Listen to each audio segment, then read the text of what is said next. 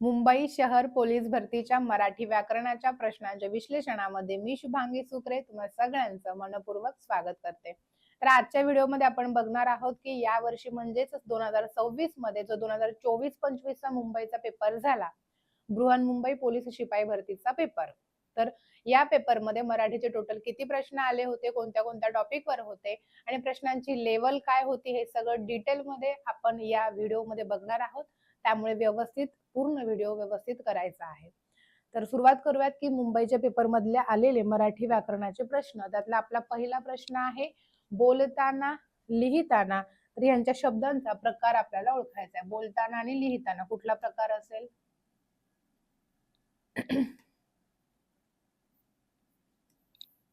चार पर्याय आहेत: कृदंत, नाम, विशेषण आणि वचन।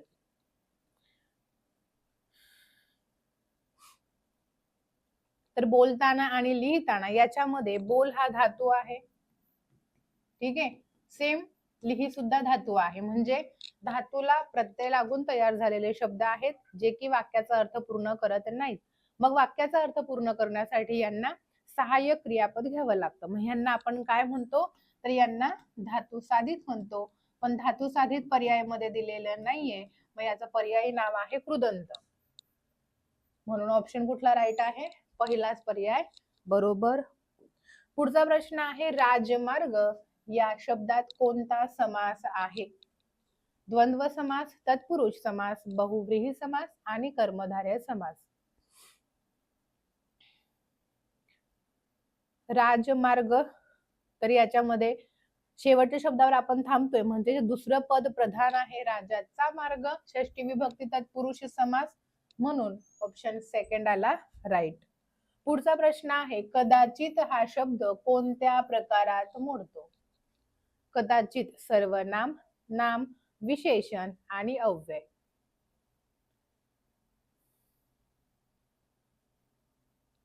कदाचित हा शब्द काय आहे? तर कदाचित तो आला नसावा, बरोबर। म्हणजे हा काय आहे? क्रियापदातील क्रियेबद्दल विशेष माहिती सांगणारा शब्द आहे, म्हणजेच हा येतो आपल्या अव्ययामध्ये, क्रिया विशेषण अव्यय या प्रकारामध्ये।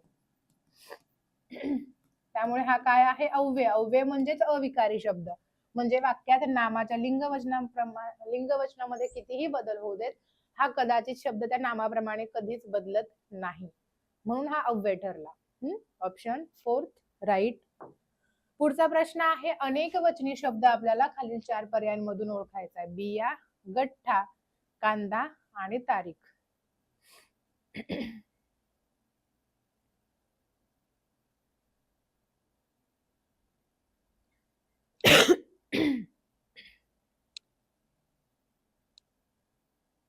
काय येईल बरोबर? अनेक वचनी शब्द कुठला आहे? तर बीचं अनेक वचन बिया होतं, म्हणजे एक वचनी दीर्घ वेलांटी असते, अनेक वचन होताना ह्रस्व वेलांटी। गठ्ठाचं गठ्ठे, कांदाचं कांदे, तारीखचं तारखा, म्हणजे हे मुळात एक वचनी आहेत। अनेक वचनी कुठला आला मग? Option first right. पुढचा प्रश्न आहे खालील वाक्यातील अधोरेखित शब्दाचा प्रत्यय कोणत्या विभक्तीचा आहे ते सांगा। तुझ्या घरी कोण कोण आहेत? मग घरी शब्दाला कुठला प्रत्यय लागलाय ओळखा? षष्टी, तृतीया, सप्तमी आणि पंचमी।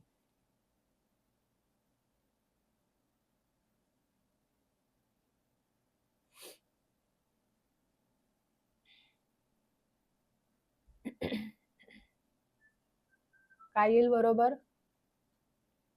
आता घर हा मूळ शब्द आहे, दुसरी वेलांटी म्हणजे ई प्रत्यय लागलाय, तर त, ई, आ हे प्रत्यय कुठल्या विभक्तीचे आहेत? आपल्या सप्तमी विभक्तीचे आहेत। कुठे? तुझ्या घरी कोण कोण आहेत? कुठे आहेत? तर घरी, म्हणजे ठिकाणाचा बोध होतोय, म्हणजे कारक अर्थ काय झाला? जो मुख्य कारक अर्थ आहे सप्तमीचा अधिकरण, ठिकाणाचा बोध होतोय। Option 3 right. नेक्स्ट क्वेश्चन आहे वात्रट या शब्दाचा विरुद्धार्थी शब्द ओळखा। पेपर झाल्यावर बरेच विद्यार्थी कन्फ्युज होते, ओके।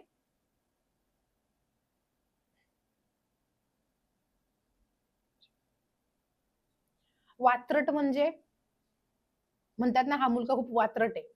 वात्रट म्हणजे कधीही काहीही बोलतो, कोणालाही। मोठा माणूस बघत नाही, छोटा माणूस बघत नाही, वयाने मोठा बघत नाही, काहीही वाटेल तसा बोलतो, त्याला म्हणतात वात्रट, ठीक आहे। मग वात्रटला ऑपोजिट काय येईल? तर चांगला, म्हणजे त्याला माहितीये आपल्यापेक्षा वयाने मोठं असणाऱ्या माणसांशी कसं बोलायचं, म्हणजे सद्गुणी म्हणतात त्याला, अपोजिट.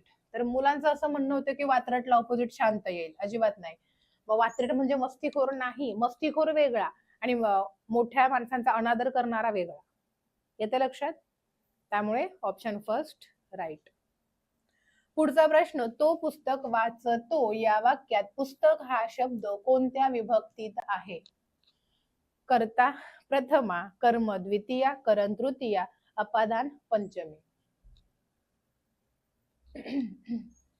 तो पुस्तक वाचतो, पुस्तक हा शब्द कुठल्या विभक्तीमध्ये आहे?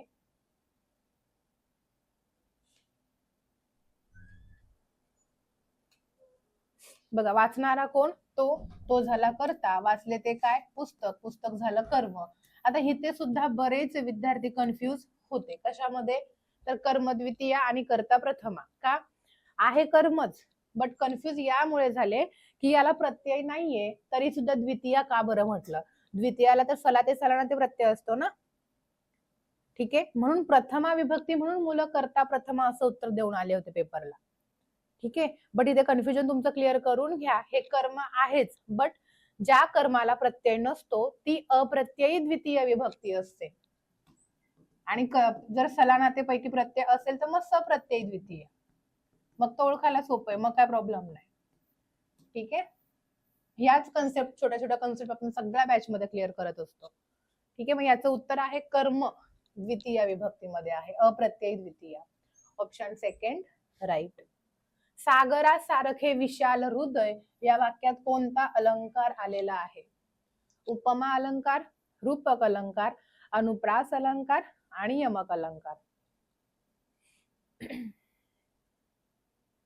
सागरासारखे विशाल हृदय, हृदयाची तुलना सागराबरोबर, म्हणजे दोघांमध्ये साम्य किंवा सारखेपणा दाखवण्यासाठी इथं सारखे शब्द आले. सम, समान, सारखेप्रमाणे, परी, परिसगत यांच्यापैकी एक कुठलाही शब्द असेल तर तो कुठला अलंकारात येतो? आपल्या उपमा अलंकारात येतो. म्हणून ऑप्शन फर्स्ट राईट. खालीलपैकी जोडाक्षर युक्त अचूक म्हणजे बरोबर शब्द आपल्याला ओळखायचा आहे. अनुक्रम हा शब्द शुद्ध कसा लिहिला जातो? अनुक्रम शब्द कसा शुद्ध असतो? तर र जोडण्याची पद्धत आहे. क्र म्हणजे पूर्ण उच्चाराचा र जोडण्याची पद्धत. अनुक्रम हा शुद्ध शब्द ऑप्शन फोर्थ मध्ये आहे. ठीक आहे, ऑप्शन फोर्थ राईट. पुढे उमा अधिक ईश संधी ओळखायची आपल्याला. कुठली संधी तयार होते? उमा, ईश, उमेश, उमिश आणि उमिश. कुठली संधी आहे? बघा, पहिल्या शब्दातील शेवटचा वर्ण आ, दुसऱ्या शब्दातील पहिला वर्ण ई. वर्णमालिकेमध्ये बघितले तर आ अधिक ई ऐ तयार होतो, म्हणजे दोन मात्रेवाला. बट संधीमध्ये बघितले तर आ अधिक ई ए तयार होतो, ए म्हणजे एक मात्रेवाला. ही काय आहे? जेव्हा दोन वर्ण एकत्रित येऊन ए ओ अर तयार होत असेल तेव्हा ती असते आपली गुणादेश स्वर संधी. काय? गुणादेश स्वर संधी. ठीक आहे, मग उमा अधिक ईश उमेश, ऑप्शन सेकंड आला आपला राईट. पुढचा प्रश्न, मूषक या शब्दाचा अर्थ, समानार्थी शब्द ओळखायचा. मूषक या शब्दाला कुठला शब्द समानार्थी आहे? आपण मूषक म्हणतो. तर मूषक हा शब्द उंदीर या शब्दाचा समानार्थी आहे. म्हणून ऑप्शन 3 राईट. शब्दसंग्रह असल्यामुळे पटापट पुढे जाता येतं. बाकी कन्सेप्ट तुमच्या क्लिअर करून देतेच इथे. डोळ्यात अंजन घालणे म्हणजे काय? डोळ्यात काजळ घालणे, चूक लक्षात आणून देणे, डोळ्यात दुखापत होणे आणि डोळे रागाने मोठे करून पाहणे. तर डोळ्यात अंजन घालणे म्हणजेच काय? तर एखाद्याची चूक त्याच्या लक्षात आणून देणं, म्हणजे आपल्याला सावध करणं थोडक्यात. चूक लक्षात आणून देणे, ऑप्शन सेकंड राईट. आणि अजून महत्वाचं आहे, जेव्हा म्हणी किंवा वाक्प्रचार आपल्याला विचारले जातात अशा वेळी आपल्याला त्या वाक्यातला एकही शब्द पर्यायांमध्ये नको असतो, कारण शब्दशः अर्थ आपण म्हणी वाक्प्रचारांचा घेतच नाही. त्यामुळे इकडे वरती डोळे आहे, खाली डोळे, फोर्थ मध्ये पण डोळे आहे शब्द, म्हणून 3 पण चुकीचे. चला पुढे. पुढचा आहे सुगम या शब्दाचा विरुद्धार्थी शब्द. सुगम म्हणजे चांगलं समजणार, मग याला अपोजिट आहे दुर्गम. सुगम, दुर्गम, ऑप्शन 3 आला राईट. पुढचा प्रश्न आहे, विवेक सिंधू हा ग्रंथ खालीलपैकी कोणी लिहिला आहे?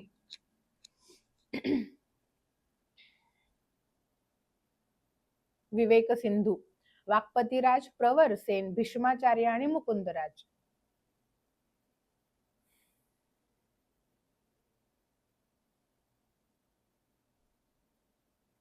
तर विवेक सिंधू या ग्रंथाचे लेखक बघा, प्रवरसेनवर पण एक्झाम मध्ये प्रश्न विचारून झालेला आहे आणि हा प्रश्न मुकुंदराज यांच्यावर. विवेक सिंधू हा ग्रंथ कोणाचा आहे?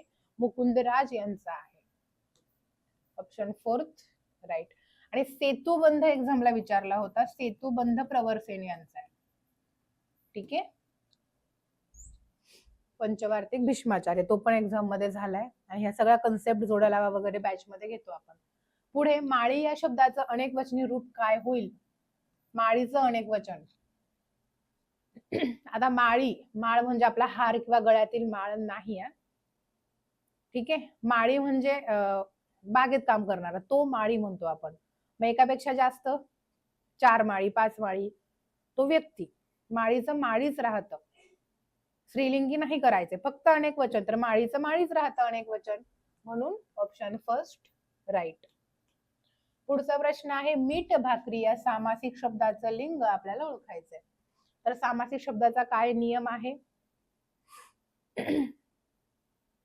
तर सामासिक शब्दाचं लिंग हे त्या शब्दाच्या शेवटच्या शब्दाचं जे लिंग असतं तेच लिंग त्या संपूर्ण शब्दाला लागू पडतं. मग ती भाकरी म्हणून पूर्ण शब्द काय झाला? ती मीठ भाकरी, म्हणून स्त्रीलिंगी शब्द झाला मीठ भाकरी. Option 2 right. पुढचा प्रश्न आहे, उपकाराची जाण न ठेवणारा या शब्द समूहाबद्दल एक शब्द. ज्याला उपकाराची जाणीव नसते तो कोण? कृतज्ञ, उपकारी, अपकारी, कृतघ्न.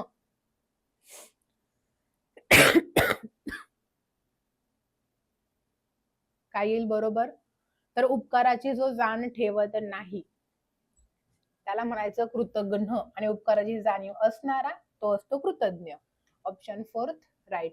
जास्तीत जास्त या मुंबईच्या पेपरमध्ये वाक्प्रचार, म्हणी, समानार्थी, विरुद्धार्थी शब्दसंग्रहांवरच जास्त प्रश्न विचारलेले आहेत. तोंडात तीळ न भिजणे या वाक्प्रचाराला अर्थ ओळखा. मर्यादा सोडून उद्धटपणे बोलणे, हाव सुटणे, तोंड काळे करणे, कोणतीही गोष्ट गुप्त गोष्ट प्रकट करणे.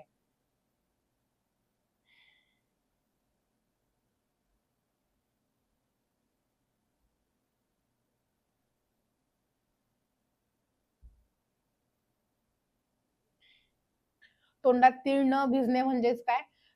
पोटात, त्याच्या पोटात काहीच राहत नाही, आपण म्हणतो ना त्याच्या तोंडात तीळ पण नाही भिजत, बडबड्या किंवा पोटात काहीच राहत नाही, लगेच सांगून मोकळा होतो. कोणतीही गुप्त गोष्ट प्रकट करणे म्हणजे सांगणे समोरच्याला. Option 4 right. सोपा पेपर होता.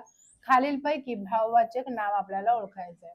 गुलामगिरी, स्वर्गीय, रमेश आणि सामाजिक. गुणधर्म, भाव, भावनांचा बोध कुठल्या शब्दामधून होतो आपल्याला? तर गुलाम या नामाला गिरी प्रत्यय लागून गुलामगिरी हे भाववाचक नाम बनलेलं आहे, म्हणून ऑप्शन 1 राईट. रमेश विशेष नाम आहे, स्वर्गीय विशेषण आहे. रमेश विशेष नाम, आणि सामाजिक हे विशेषण, सामाजिक संस्था म्हणतो ना आपण. ओके चलो. आता पुढचा प्रश्न आहे, उड्डाण हा शब्द नामाच्या कोणत्या प्रकारात मोडतो? सामान्य नाम, भाववाचक नाम, विशेष नाम आणि धर्मीवाचक नाम. तर उड्डाण ग्रुप गट समूहाचा बोध होतोय की गुणधर्म भावभावनांना दिलेलं नाव आहे? तर उड्डाण हे काय आहे आपलं?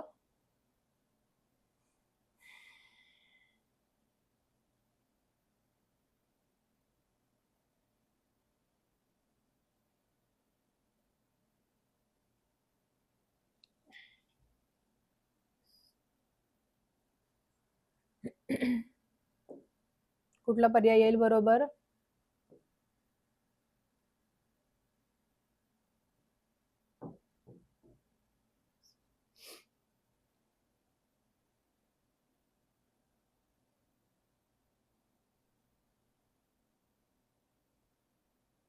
तर इथे ग्रुप गट समूहाचा बोध म्हणून इथे सामान्य नाम दिलेलं आहे, तसं आपल्याला वाटते भाववाचक नाम आहे, कारण उडण्याची क्रिया.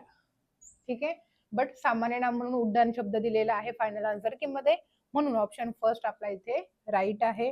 पुढचा प्रश्न, खालील शब्दांतील एकवचनी शब्द आपल्याला ओळखायचा आहे. कांदा, मळे, डोळे आणि गोळे. एकवचनी शब्द कुठला असेल?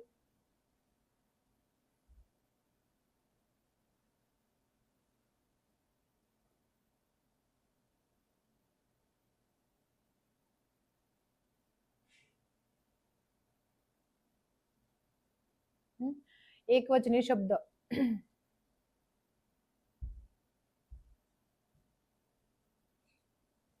तर कांदा हे एक वचन आहे. कांदाचं अनेक वचन कांदे होतं, बरोबर. मळेचं एक वचन मळा, डोळेचं एक वचन डोळा, गोळेचं एक वचन गोळा. बाकी अनेक वचनी आहे म्हणजे एक वचनी ठरला ऑप्शन फर्स्ट. आणि उड्डाण हे भाववाचक नामच आहे, ठीक आहे, सामान्य नाम येणार नाही. पुढचा प्रश्न, पुढील पैकी आवृत्तीवाचक विशेषण कोणते? नेहमी, द्वितीया, कोठला आणि सगळा.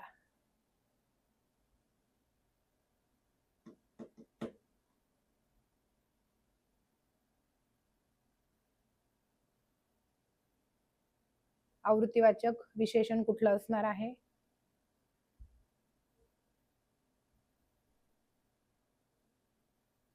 नेहमी, द्वितीया, कोठला आणि सगळा. आता द्वितीयाचं जर द्वितीय बघितलं तर हे क्रमवाचक संख्या विशेषण येईल, राईट. कोठला हे सार्वनामिक म्हणजे सर्वनामापासून तयार झालंय, ठीक आहे. आणि सगळा अनिश्चित संख्या विशेषण आहे, अनिश्चित, ठीक आहे. कोठला म्हणजे प्रश्नार्थक सर्वनामाचा वापर विशेषण म्हणून, सार्वनामिक. मग नेहमी म्हणजे एखाद्या गोष्टीची रोज रोज पुनरावृत्ती होते, म्हणून नेहमी हा शब्द आहे आपला आवृत्तीवाचक विशेषण, ऑप्शन फर्स्ट राईट. बऱ्याच विद्यार्थ्यांना वाटत होतं की हा प्रश्न कॅन्सल होईल, त्यांनी कन्सेप्टच समजूनच नव्हते घेतले तेव्हा, ठीक आहे. पुढचा प्रश्न आहे, खेळात खेळकर, खेळाडू, खेळतो या वाक्यात कोणता अलंकार आहे? अनुप्रास, यमक, श्लेष, रूपक. आता पूर्ण वाक्यामध्ये ख या अक्षराची पुनरावृत्ती झालेली आहे, म्हणून अनुप्रास अलंकार हे उत्तर आपलं इथे बरोबर असणार आहे, ऑप्शन फर्स्ट राईट. दिलेल्या शब्दाचं लिंग ओळखायचे. चकचकाट हा शब्द आहे स्त्रीलिंग, पुल्लिंग, नपुंसकलिंग आणि उभयलिंग.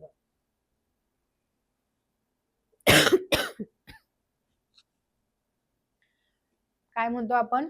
चकचकाट, ती चकचकाट, तो चकचकाट, ते चकचकाट की उभयलिंग आहे? तर चकचकाट हा शब्द आपला तो चकचकाट म्हणतो, म्हणून पुल्लिंगी शब्द येईल, ऑप्शन सेकंड राईट. तर मुंबईच्या पेपरमध्ये एक प्रश्न आपला कमी विचारला गेला. 25 मार्काचा पेपर पॅटर्न असतो. इथे 24 प्रश्न मराठी व्याकरणाचे विचारले गेले आणि सगळेचे सगळे प्रश्न एकदम सोपे होते, इझी लेवलचे होते. एकही प्रश्न असा नव्हता की यावर्षी नव्याने ऍड केलाय. त्यामुळे अभ्यास आपला वाढवत चला. जेवढा सोपा पेपर असतो तेवढं मेरिट सुद्धा जास्त लागतं, ठीक आहे. चला, बाकी तुम्ही समजदार आहात. कन्सेप्ट क्लिअर करायचे असतील, आपली जी करंट बॅच चालू आहे ती बॅच जर तुम्ही घेतली तर मग हे PYQ करून जर अतिसंभाव्य प्रश्न केले तर मग तुमचा लेखीचा स्कोर आपोआप वाढायला सुरुवात होते. थांबूया तिथे. Bye bye, take care, wish all the best. जय हिंद. फाईल सेव्ह करते म्हणजे तुम्हाला नंतर अभ्यास करायचा म्हटलं तर ही फाईल तुम्हाला वाचनासाठी भेटून जाईल. चला, थँक्यू.